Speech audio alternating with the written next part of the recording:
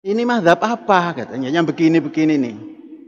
Syekh karena mengagumi orang yang pandangannya luar biasa dalam bidang-bidang ini, Syekh bilang mazhabku adalah Bung Karno.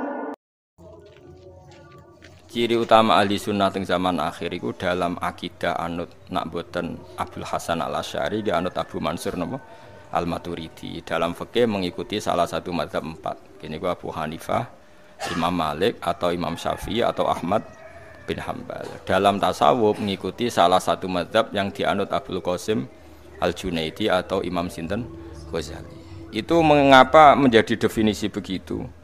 Karena dulu ngene-ngene iki wadah ormas sing nentang firqah teng Arab kata sing nentang. Iku takrif apa Nabi ra tau ngendikan ngono. Kamu itu ndak usah terjebak dengan omongan mereka bahwa Nabi tidak pernah ngendikan definisi Ahlussunnah Jamaah seperti itu. Ya tentu Nabi tidak akan ngendikan seperti itu. Zaman Nabi kan belum ada Imam Ghazali, belum ada Abdul Qasim al Junaidi. Tapi kita percaya dengan definisi seperti itu. Karena kita tetap percaya ahli sunnah adalah orang yang kata Rasulullah ma ana alaihil yauma wa ashabi, orang yang mengikuti perilaku saya dan mengikuti para sahabat saya. Itu tag yang dikatakan Nabi. Lalu kenapa kita menyebut imam-imam kita, sanad-sanad kita? Karena kalau kita tidak menyebut, pertanyaannya adalah kamu kok tahu kalau sahabat melakukan itu kata siapa? Kata guru saya. Kan kamu tidak bisa langsung mengatakan kata Nabi. Lha Nabi rawimu sapa? Imam Bukhari. Imam Bukhari ku sapa? Murid Imam Syafi'i. Imam Bukhari itu periodenya setelah Imam Syafi'i. Saya hafal sanadnya Imam Bukhari sampai Rasulullah. Saya punya sanad saya sampai Imam Bukhari. Sehingga kita mau ndak mau harus nyebut ulama. Misalnya kita takoki, kowe roh Amerika, gak roh. Kok roh nang Amerika ono delok ning TV. Wong TV e mbok dadekno sanad kok Imam Syafi'i ora ono sanad. Kowe kok roh nak ketua DPR tersangka jari sapa? Jari TV. Sanatem kok di TV. Kowe ora iso roh dhewe. Ora mungkin kowe roh KPK pas sidang.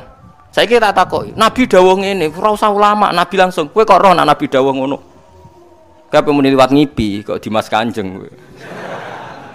Gelem ra gelem kowe kudu nyebut guru. Mulane ana tradisi nyebut sanad, disebut nyebut ulama.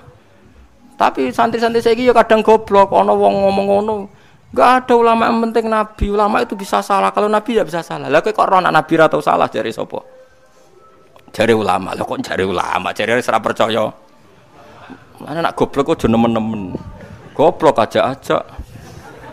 Kulo yo gumun mek wong modern. Goblok kok nganti ngono iku piye? Sanate ku piye? Makanya masyhur dalam ilmu thariqah, ilmu hakikat, masyhur itu pepatah laula murabbi lama arafna rabbi walau lal ulama lama arafnal anbiya. Laula murabbi umpama ora ana sing didik aku, lama arafna rabbi. Tentu kita ndak ngerti pangeranku iku sapa. Kita roh pangeran ana sing mulah. Kowe ra iso misale ruhin roh pangeran langsung roh ra iso diwari gurune. Nek pangeran iku wujud kidam bako dikenal gurune terus suwe-suwe engkek wis wusul. Iku mau engkek ngono tok hakikate liwat guru. Kowe roh Kanjeng Nabi mergo aku misalnya. Misalnya kula murid Mbah Mun murid Mbah Zubair murid Mbah Fakih Mas Kumambang, Mbah Fakih Mas Kumambang murid Mbah Mahfud Termas. Mbah Mahfud Termas iku murid Sayyid Abi Bakar Sato sing aran I'anatul Talibin, murid Sayyid Utsman Sayyid Zaini Dahlan, murid Sayyid Utsman Ad-Dimyati terus nganti tok Imam Syafi'i. Nah, Imam Syafi'i gampang, Imam Syafi'i murid Imam Malik di guru jenenge Ibnu Syihab Az-Zuhri, Ibnu Syihab di guru jenenge Imam Nafi' di guru jenenge Abdullah bin Umar menangi kanjeng Nabi Muhammad sallallahu alaihi wasallam. Kowe kudu hafal sanad. Lah nek rapal yo nempel, pokoke jare Gus Pak ngono. Lah wis iku gampang wis. Luwih napa? Gampang. Wis ana ahline takok wae kok angel apa. Tapi kamu mau, nah sehingga karena nanti klaim tentang Nabi itu bias, bikinlah kriteria siapa yang sanadnya paling akurat tentang tauhid. Kita menyebut Abdul Hasan al Asy'ari sama Abu Mansur al Maturidi. Siapa yang paling akurat dalam sanad ilmu tasawuf? Kita menyebut Abdul Qasim al Junaidi dengan Imam Ghazali. Siapa yang paling akurat dalam sanad fikih? Kita menyebut misalnya Abu Hanifah. Siapa urutannya? Imam Malik, Imam siapa? Syafi'i, Ahmad bin Hambal. Ini sesuai periode. Karena wulidas Syafi'i yauma mata Abu Hanifah. Imam Syafi'i itu lahir ketika hari kematian Abu Hanifah. Kila seperti itu. Yang jelas tahunnya sama. Sehingga kita harus nyebut Abu Hanifah dulu karena paling senior, paling awal. Imam Syafi'i itu sering tawassul, sering wasilah sama siapa itu? Abu Hanifah. Ini sudah tak petakan, saya baca yang sensitif lah, so yang ini ya. Ziyad al-Babus Samin, terus sebentar ini yang bab tawassul.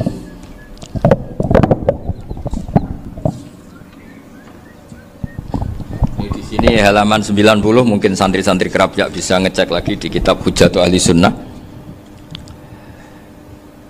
Ketika cerita tawassul, di antara yang diceritakan Bali Maksum adalah perilaku ya, bukan sekedar statement tapi apa? Perilaku. Perilakunya Imam Syafi'i atau ahwalnya kalau bahasa halusnya, yang selalu ke makamnya Abu Hanifah untuk tawassul. Padahal Imam Syafi'i itu orang yang secara ilmu sering kritik Abu Hanifah. Jadi ini saya baca ini di halaman 100, jadi tawassul mulai halaman 9 berapa ini sampai halaman ini yang qala sami'tu Syafi'iyya yaqul inni la atabarraku bi Abi Hanifah wa aji'u ila qabri fi kulli yaumin za'iran fa idza uridat li hajatun shallaitu rak'atain, halaman 100, waji'tu wa sa'altu wa ta'ala al-hajat indahu fama tab'udu anni hatta tuqda.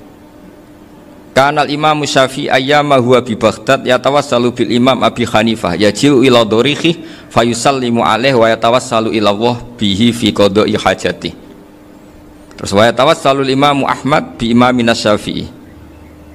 Jadi di antara yang diceritakan Mbah Ali Maksum itu betapa Imam Syafi'i yang terkenal sering mengkritik Abu Hanifah dalam tatanan fikih karena beliau tidak percaya ada istihsan.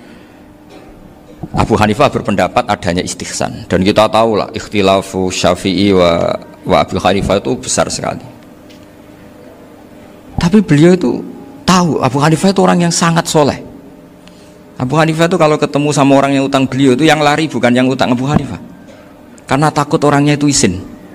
Jadi kalau ketemu yang utang di jalan itu yang sembunyi itu Abu Hanifah. Kenapa engkau sembunyi? Ada yang utang saya lewat, nanti orangnya malu. Jadi setingkat Robi'ah Adawiyah itu beliau di rumah ada maling itu sembunyi.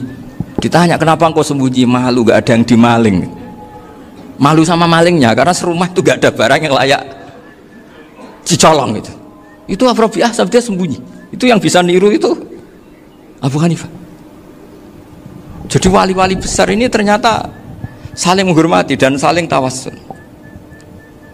Nah, saya berharap tawassul ini bukan sekedar perilaku sosial, tapi memang ada sanatnya. Sehingga terus diceritakan Bali di sini dulu istaqa Umar bil Abbas. Kata siapa tawassul harus dengan Rasulullah SAW? Dulu istaqa Umar bil Abbas. Sayyidina Umar itu tawassul istisqa dengan Sayyid Abbas, padahal kita tahu Sayyid Abbas ini tidak nabi. Terus beliau cerita sampai Imam Syafi'i tawassul sama Abi Hanifah, sehingga gak ada perdebatan itu kan Umar. Kalau Umar kan ada jaminan boleh diikuti karena beliau sahabat. Bali cerita tentang Imam Syafi'i yang tawassul dengan Abu Hanifah, seargumentatif itu.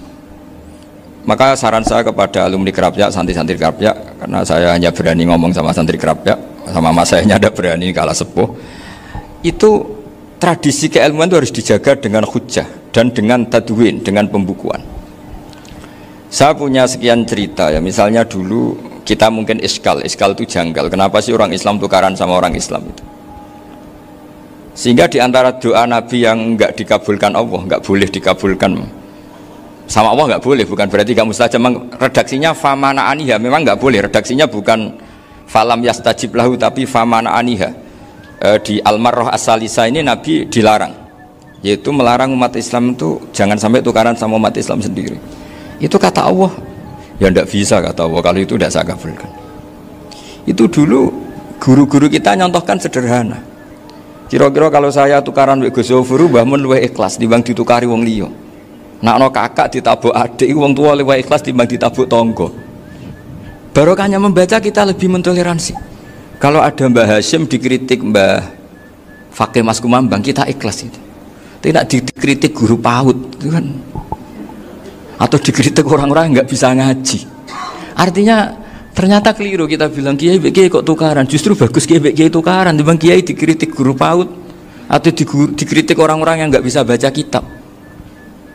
Akhirnya barokahnya baca kita menjadi tahu. Dulu Mbah Mun sering cerita, ini masih cerita silsilah ya. Jadi Mbah Ali Maksum tadi kita tahu di antara guru besarnya Mbah Ali Maksum tentu Mbah Mahfud Termas. Beliau adalah adik dari Kiai Mahfud Termas. Mbah Dimyati ini adik Kiai Mahfud Termas. Itu punya saudara namanya Abdul Razak, juga punya saudara namanya Dahlan. Itu yang membawa Thariqah Syadziliyah di Solo Raya, yang sekarang alhamdulillah diteruskan Gus Wafi. Dulu di antara pesannya Mbah Mun ke saya, hak Wafi kandani kon ziarah ning Mbah Dimyati. Mergo Thariqah Syadziliyah dulu itu yang bawa keluarganya Mbah Dimyati. Jadi semuanya ini masih dzurriyyatan ba'duha min ba'd. Nah, pesan saya karena tadi Mbah Munawir yang termasuk orang pertama yang bawa Quran, bawa qiraah sab'ah. Kenapa saya bilang termasuk? Karena kalau bilang paling pertama ini nanti butuh data. Dan itu agak kerepotan lah. Tapi yang jelas mimman istahara lah. Mimman istahara yang membawa sab'ah ke sini itu adalah Mbah Munawir. Terus beliau ngajarkan diantaranya ke Mbak Arwani pakai kitab Satibi, pakai kitab Nazmus Satibi. Terus Nazmus Satibi itu diteruskan oleh Mbak Arwani, ditulis. Yang nulis dulu Mbak Dola Salam. Bapak saya itu murid Mbak Dola. Dulu Mbak Dola sebelum ke Mbak Arwani ngaji sama Ki Said di Sampang.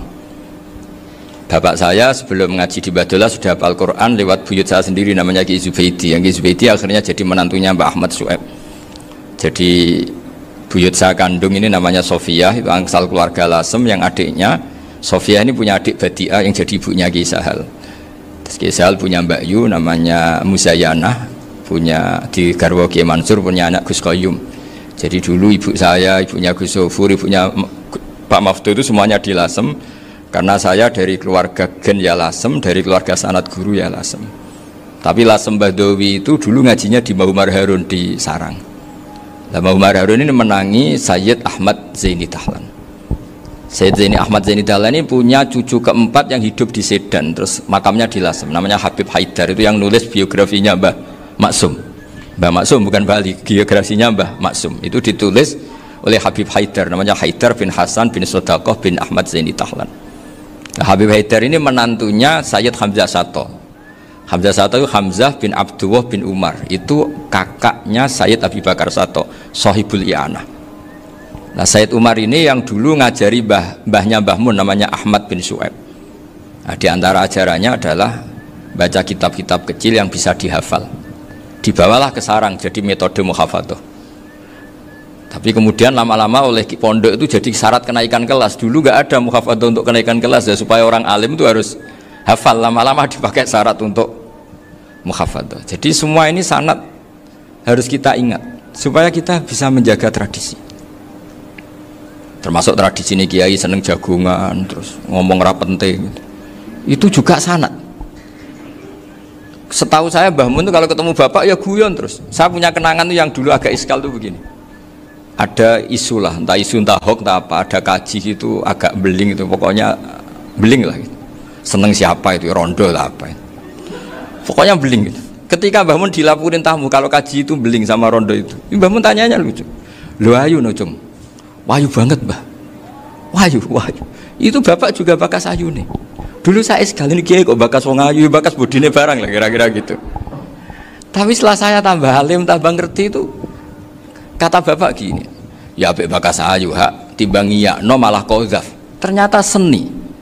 Sekali Mbah Mun atau bapak bilang waji kok zino kaji, maka larinya ke kozaf.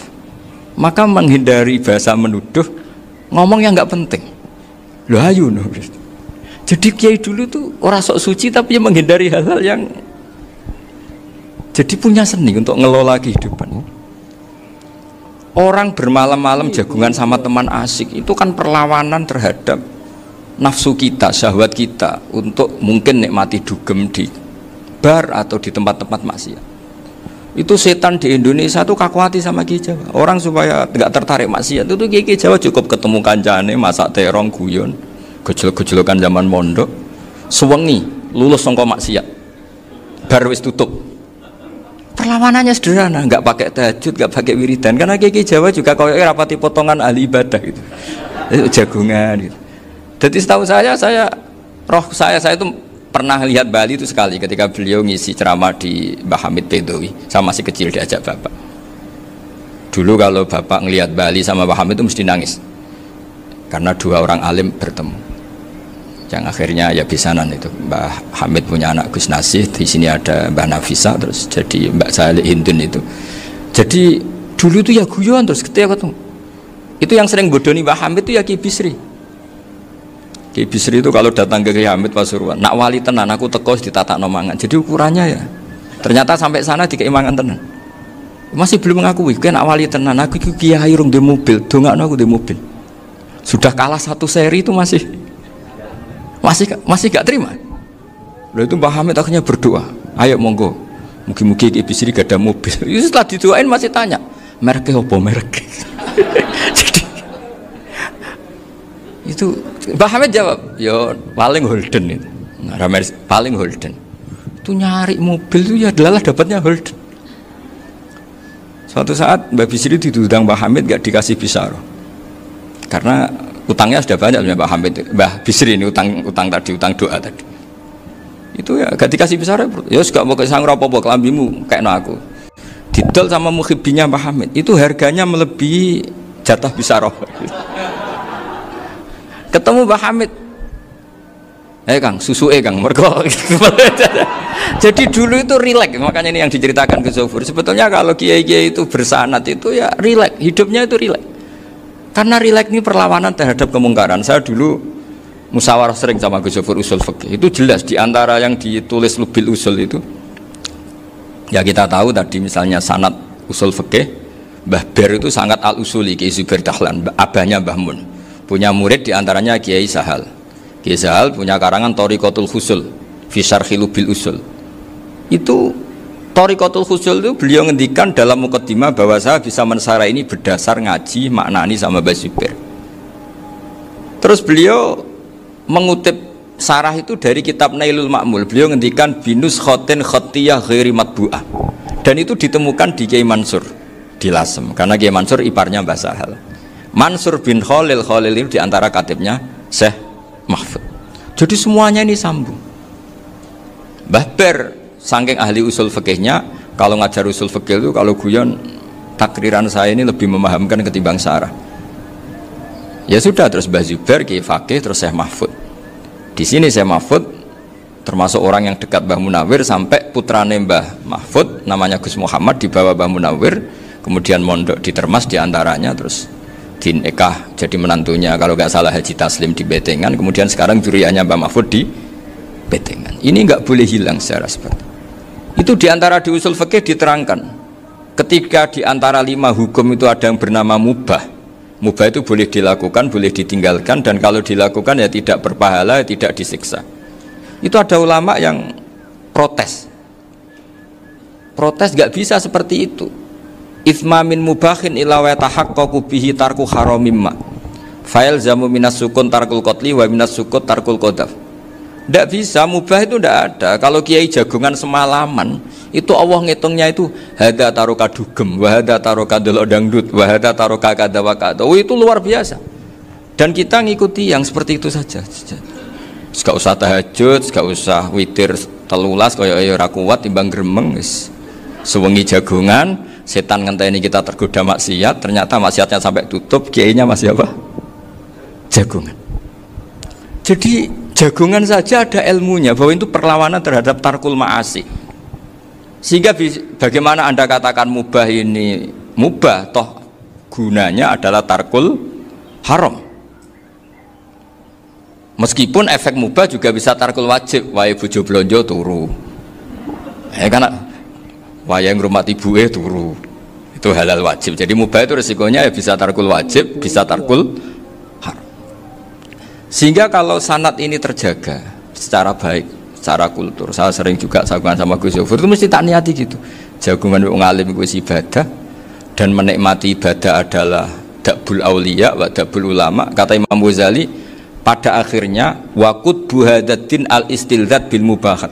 Kata Imam Ghazali, pada akhirnya qutbu hadatin, madaru hadatin, pokok dari agama ini adalah melawan kemaksiatan dengan kita menikmati al istilzat bil mubah. Kita menikmati sesuatu yang dibolehkan Allah Subhanahu wa taala.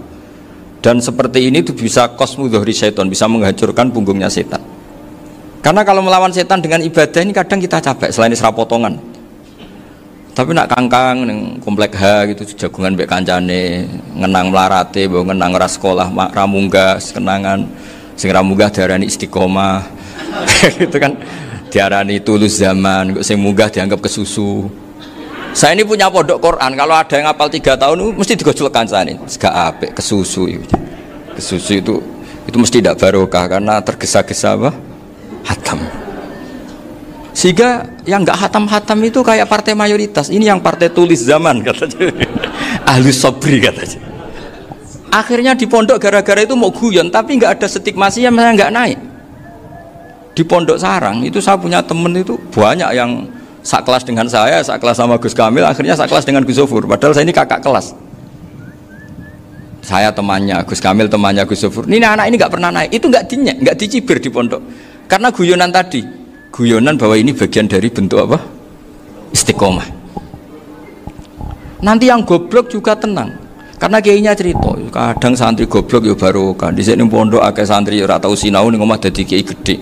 Selalu kiainya tuh cerita seperti itu. Akhirnya sing goblok ya bangga dengan kegoblokannya. Iya, jadi kiai itu orang yang meskipun guyon ini barokahnya Masya Allah. Dan setahu saya kiai-kiai alim itu ya senengannya guyon karena tadi guyon itu luar biasa. Bapak saya itu kalau pesan sama saya itu enak ngaji is guyon nice. Wong ning omah mikir utang, mikir wedi bojo macam-macam kok ngaji kok jak nangis pisan, nangis ping pindho gitu. Sudah jak guyon ae. Paling gak lali. Gitu. Dan beliau punya dalil kul bi fadlillah bi rahmati fa bidzalika falyafrah. Jadi jangan sampai orang ini farah bil maksiat, jangan sampai orang itu. Dan ini yang saya kenang dari sekian cerita murid Bali. Mbah Ali Maksum ya senangane guyon. Gojol-gojolkan mbek santri guyon. Ini saya maklumatkan ke semua santri beliau bahwa ini bukan sekedar guyon, tapi al-istilzat bil mubahat. Ini adalah perlawanan terhadap setan karena banyak orang bisa senang tuh kalau nunggu maksiat. Ini bisa senang dengan sesuatu yang tidak maksiat. Itu kayak apa hebatnya? Makanya Nabi itu kalau ketemu sahabat ya sering ngendikan yang ringan-ringan. Ya Umar ma'afalan duher jong mana piye ije. Kalau ketemu anak kecil ya. Nanti ketemu yang tua-tua yang sudah nggak bisa mikir ya tetap riang. Sehingga ada cerita dalam sebuah tafsir. Ya saya ulang lagi, ada cerita di sebuah tafsir. Kenapa Nabi Musa ditanya Allah wa matil kabiyaminika ya Musa. Ma'ana wa ta'ala a'lam. Tentu Allah sangat tahu yang dibawa Musa itu apa. Karena Allah tahu Nabi Musa itu grogi. Orang dipanggil Wali Maksum pasti grogi, santri dipanggil Mbah Mun pasti grogi. Kenangan saya setiap dipanggil Mbah Mun ya mesti tanya yang ringan-ringan, wis sarapan ha. Arung sarapan ya sarapan. Pas sarapan ya kan tanduk mangan sing enak, wong santri ora tau mangan enak. Ya enggak pernah ngomong yang penting, ngendikan yang penting. Nah, karena Nabi Musa ini grogi, ini sebagian tafsir. Itu ditanya yang ringan, "Sake iku nggawa apa?" Karena pertanyaannya ringan, Nabi Musa juga ringan. Ya Nabi Musa itu sampai lali, itu pangeran sing ya'lamu sirra wa akhfa. Diterangno.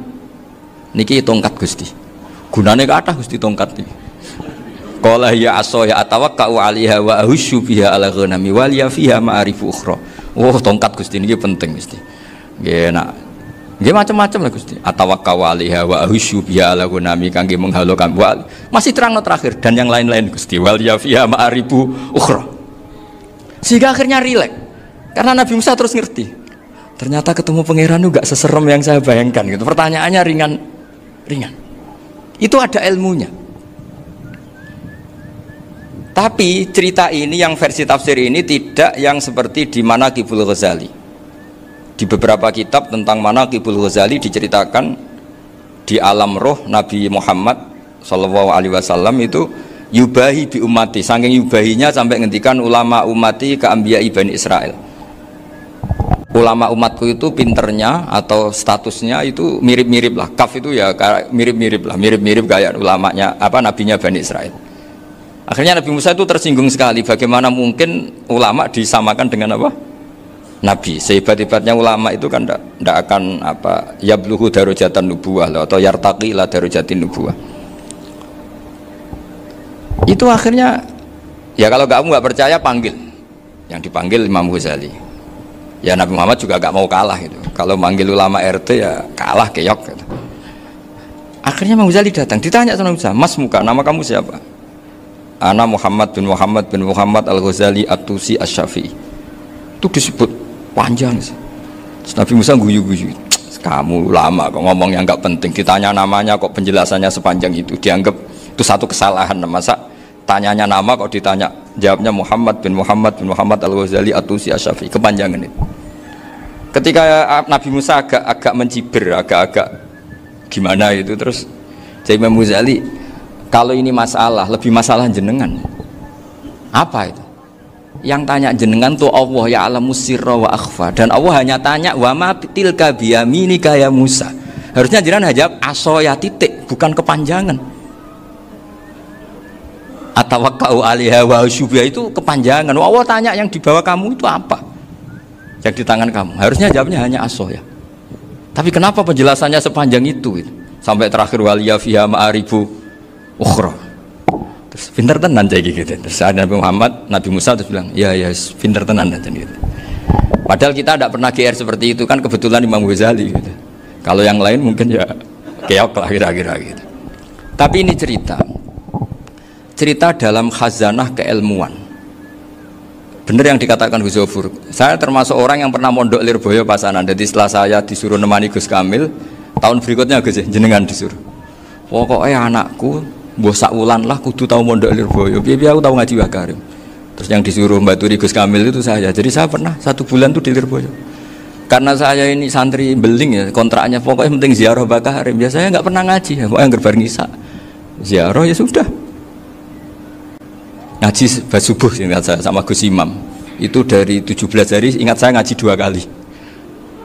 Tapi kalau ziarah ke Bakarim sudah lupa jumlahnya karena memang kontraknya disuruh ziarah sampai seperti itu. Dan saking senengnya bangun sama Bakarim saya masih ingat ngamplopi salam template itu masih ingat untuk Gus Anwar, untuk Gus Imam, untuk Gus Kafabi, termasuk untuk Gus Maksum. Itu malam-malam saya dijak ngamplopin. Zaman itu saya masih ingat selawewu.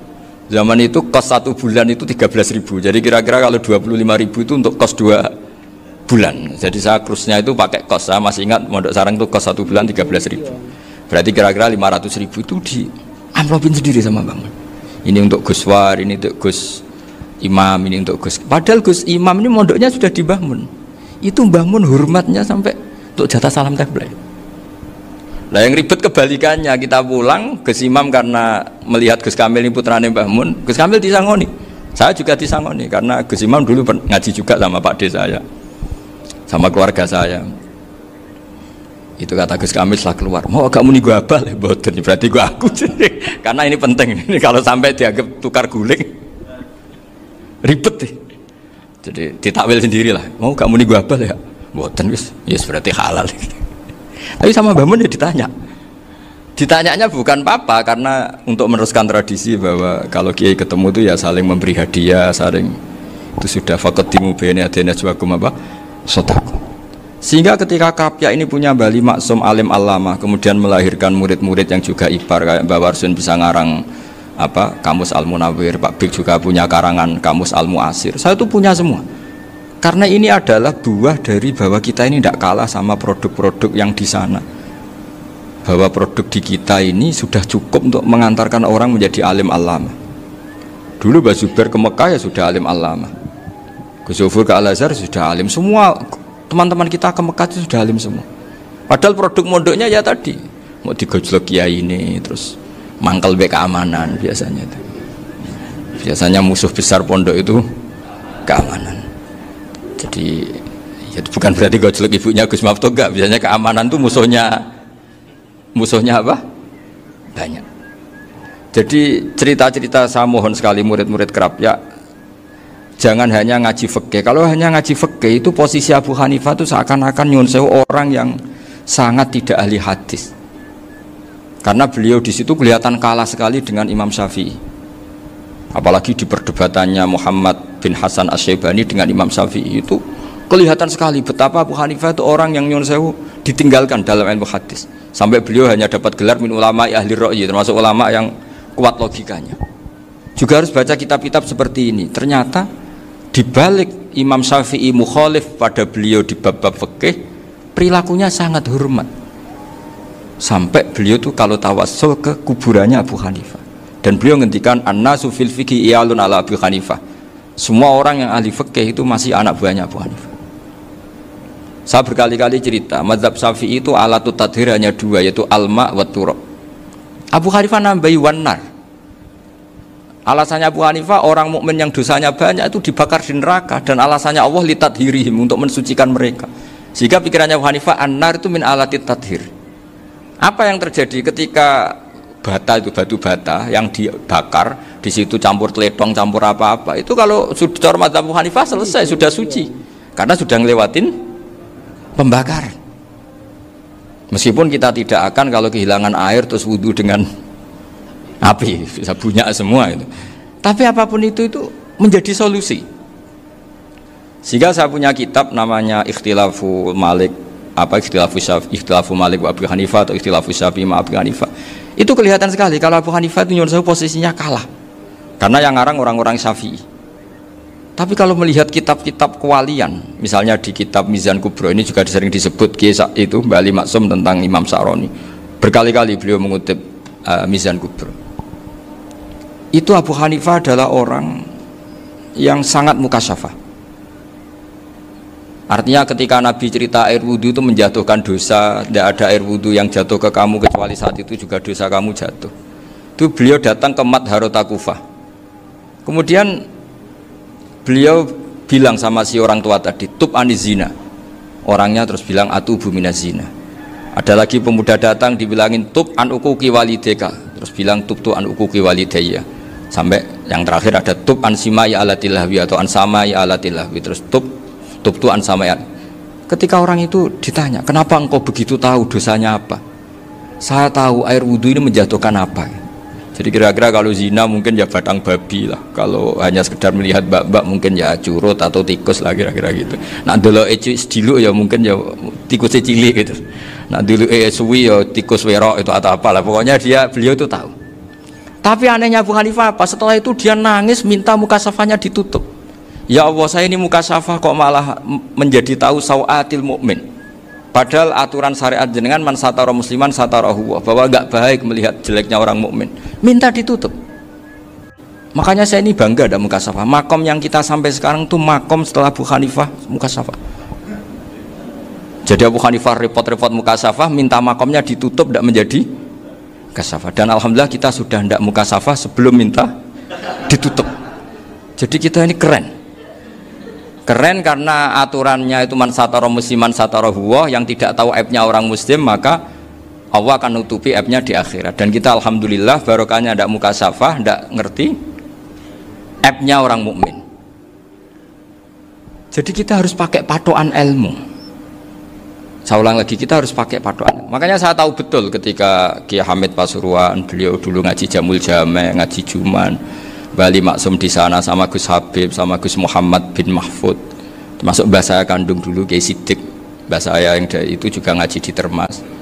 Bapak saya dulu Kiai Nur Salim ngaji di Buyut Baiti. Dulu itu kawin juga sederhana, kayak cerita Gus Zofur. Jadi bapak saya kandung itu Kiai Nur Salim itu ngaji di Mbah Baiti. Mbah Baiti itu adik kandungnya buyutnya saya dari ibu. Nah Mbah Baiti itu teman akrabnya mbah saya namanya Kiai Nur Sam, Mbah Nur Sam. Singkat cerita terus Nur ke Jorabi narata Arabekno itu. Setelah bapak saya ke Badullah mau ditawarin jadi mantu, kata bapak saya kula pun dipek mantu Mbah Baiti. Akhirnya dapat ibu saya itu. Karena ibu saya itu cucu Mbah Baiti, cucu lambung. Jadi mbahnya ibu saya itu Mbak Yunya Mbah Baiti. Namanya Mbah Sofia tadi yang dapat Mbak Idris itu. Yang Mbak Idris ini bin Umar. Ya Mbah Umar yang mbahnya Mbah Hamid, Hamid bin Abdul bin Umar. Kalau bahasa itu Fatimah binti Idris bin Umar. Dulu kecilnya Mbah Idris namanya Abdul Khalik. Kalau kecilnya Mbah Hamid namanya Abdul Mukti. Kalau kecilnya Mbah Maksum namanya Muhammadun kalau nggak salah. Dulu itu orang dulu itu namanya dua-dua karena diganti ketika musim apa? Haji.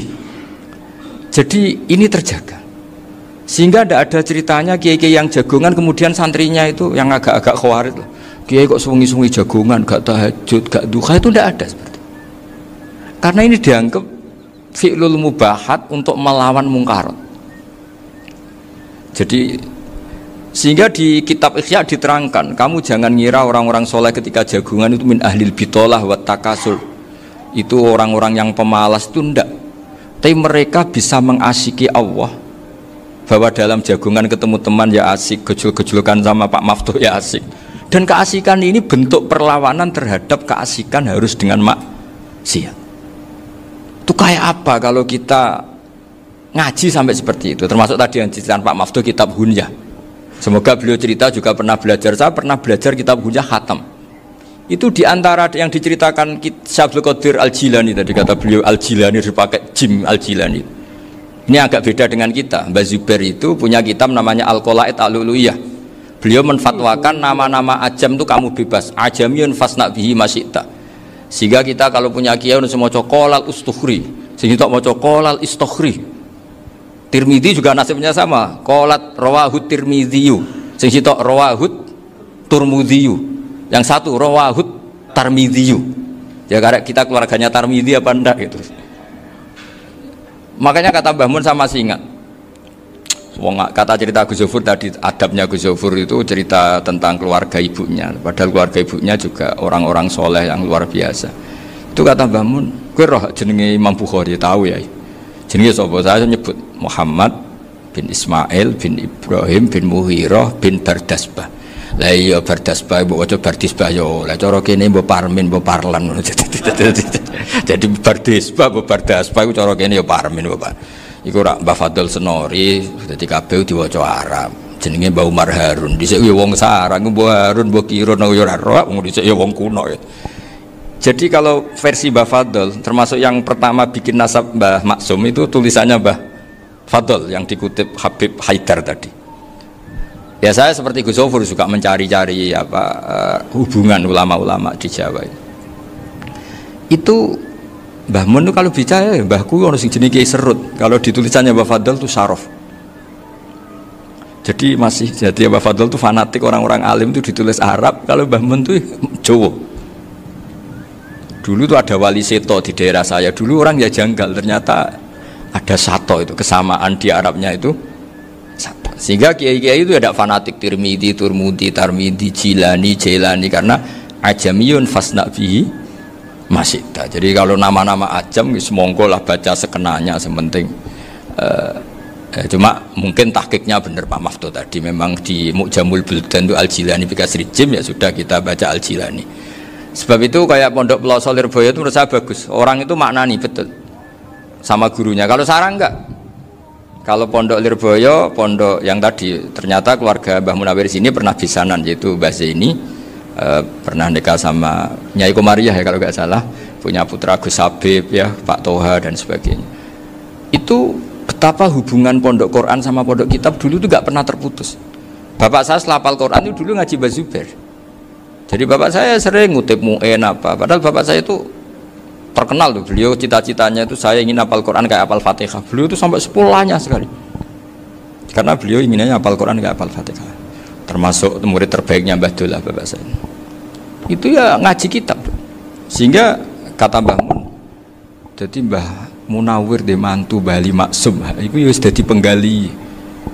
dipenggali dituruti pangeran. Lahirlah seorang Bali Maksum yang membawa. Tadi dulu itu ya Gus Muhammad yang ngaji di Termas, nanti Mbak Arwani sebelum ngaji di sini ngaji di Tebu Ireng. Sehingga Mbak Arwani bisa ngarang kitab. Beliau ngarang kitab tentang Sab'ah, Faidul Barokat namanya. Ya nulisnya ya fasih ya. Saya punya tulisan tangannya Mbak Arwani itu banyak. Saya juga punya tulisan tangannya Mbak Hasyim Asy'ari ketika nyurati buyut saya yang di Damaran itu pakai bahasa Arab. Jadi dulu itu Mbah Ali Maksum juga sama, surat-suratannya dulu sama tokoh-tokoh Muhammadiyah ya bahasa Arab. Nah ini harus kita dengar dari abna, dari bahwa Mbah Maksum kemarin yang diceritakan Gus Zofur di Khol Mbah Maksum, kue kudu belo NU, kudu tetap NU, tapi bukan dengan cara membenci Muhammadiyah. Tadi Pak Maftuh menguatkan sanad itu dari Pak Atabik bahwa Muhammadiyah termasuk ahli sunnah wal jamaah. Karena sama-sama tidak sabus sahabat, sama-sama ikromus sahabat dan sama-sama bermadhab. Nah soal akhirnya ada beberapa yang rapati seneng ngaji, ini yang agak ribet. Tapi kamu tidak usah ngeritik Muhammadiyah agak seneng ngaji, kayaknya juga sama, kita nggak seneng ngaji juga banyak itu. Jadi kalau ngeritiknya masalah itu kan kita ya agak sama. Ya jadi ternyata di sini, terus ini yang terakhir supaya nggak lama-lama, Bali juga punya sisi keras sekali. Jadi dalam hal-hal yang khas ini di halaman 87 itu keras sekali. Beliau ngendikan wahal bi jununun hatta usdira amri lil mu'minin alla yazuru rasulahum. Jadi ketika saya tadi sudah bilang bahwa beliau sering muji Ibnu Taimiyah dalam banyak hal, tapi dalam banyak hal juga beliau mengkritik Ibnu Taimiyah ketika menafsirkan la tusaddur rihal illa ila salasati masajid. Kemudian Ibnu Taimiyah tidak mentasrekkan, tidak mensunatkan ziarah kubur Rasulullah SAW. Beliau mengkritik, dan cara mengkritik adalah ngendikan ulaikal ladzina yuriduna ayyahul. Oke, selamat datang di channel ini. Jangan lupa di komen dan subscribe, dan jangan lupa kita berinvestasi saham Indodax, investasi ajaib, investasi apa yang kita bermanfaat di bank-bank Indonesia terbaik. Oke, terima kasih. Wassalamualaikum warahmatullahi wabarakatuh.